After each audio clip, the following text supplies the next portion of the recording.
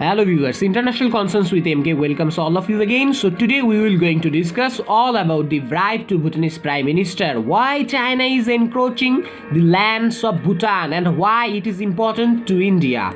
So before discussing all of this, we will understand some topic related to this. हमें कुछ topic को समझना पड़ेगा. So ये जो कॉरिडोर है, ये सिलीगुड़ी कॉरिडोर है जो चिकन नेक इंडिया का है और इंडिया के लिए स्ट्रेटेजिकली इम्पॉर्टेंट है. इससे सिर्फ 100 किलोमीटर अगर आप जाए तो आपको मिलेगा तिब्बतन चुम्बी वैली जो अभी चाइना के कंट्रोल में है. इससे नीचे आपको मिलेगा ट्राई जंक्शन जहाँ पे तीनों देशों का बॉर्डर इंडिया, भूटान और चाइना का बॉर्डर यानी कि तिब्बत का बॉर्डर मिलता है. इसके ही बगल में नीचे का हिस्से में आता है डोकलाम प्लाटो और इससे थोड़ा ऊपर आपको मिलेगा ए वाला हिस्सा.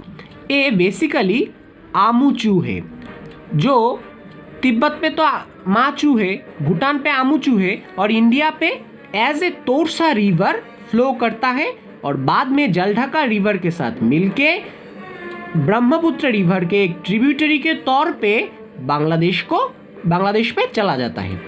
सो इसी आमुचू के करीबन 7 किलोमीटर अंदर आके आप गूगल मैप से भी इसे देख सकते हैं. एक चाइना का नया टाउन सेटअप हुआ है. सो before discussing all of this मैं आप लोगों को कुछ याद दिलाना चाहता हूँ. ये देखिए, ये भूटान के राजा खुद के बेटे को सत्ता हस्तांतरित कर रहे हैं. सो ये आप जो देख रहे हैं ये है जिग्मे सिंघे वांगचुक और ये है भूटान के नए राजा जिग्मे खेसर नामग्याल वांगचुक, चार्मिंग प्रिंस.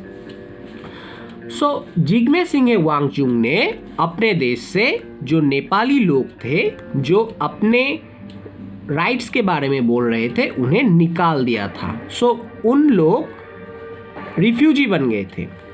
ऐसे ही एक नेपाली कम्युनिटी है लोटशोर्पा, LHOTSHAMPA. इस लोटशोर्पा कम्युनिटी से ही बिलोंग करते हैं भूटान के वर्तमान के प्राइम मिनिस्टर शेरिंग तोब्गे. उनका पॉलिटिकल पार्टी का सिंबल ए है चेरी ब्लॉसम और उनका जो पॉलिटिकल पार्टी है उसका नाम है ड्रुक नामरूप शोर्पा.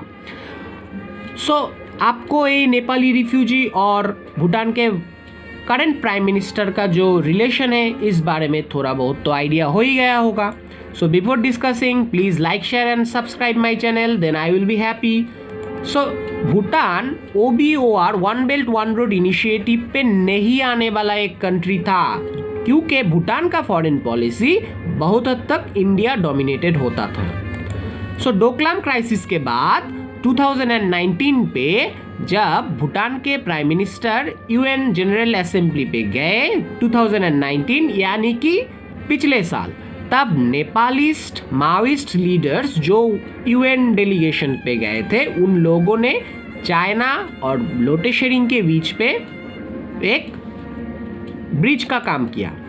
लोटे शेरिंग को हांगकांग बेस्ड और स्विट्जरलैंड बेस्ड बहुत सारे बैंक्स पे पैसे दिए गए ताकि चाइना का जो एनक्रोचमेंट है इसके लिए वो चुप बैठ जाए. और इससे होगा क्या, अगर भूटान कुछ डिमांड नहीं करेगा तो इंडियन आर्मी वहाँ पे इंटरवेंशन भी नहीं कर सकता.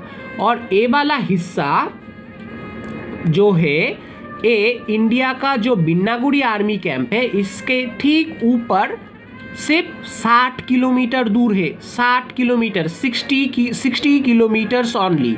सो अगर वो लोग इस रूट को काट देते हैं तो इंडिया का रेस्ट ऑफ नॉर्थ ईस्ट अलग हो जाएगा.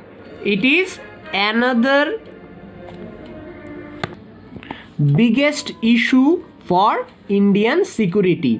लेकिन इस सब में भूटानीज मीडिया साइलेंट है. मुझे पता नहीं है क्यों, वहाँ पे मीडिया का ऊपर कितना स्टेट कंट्रोल है.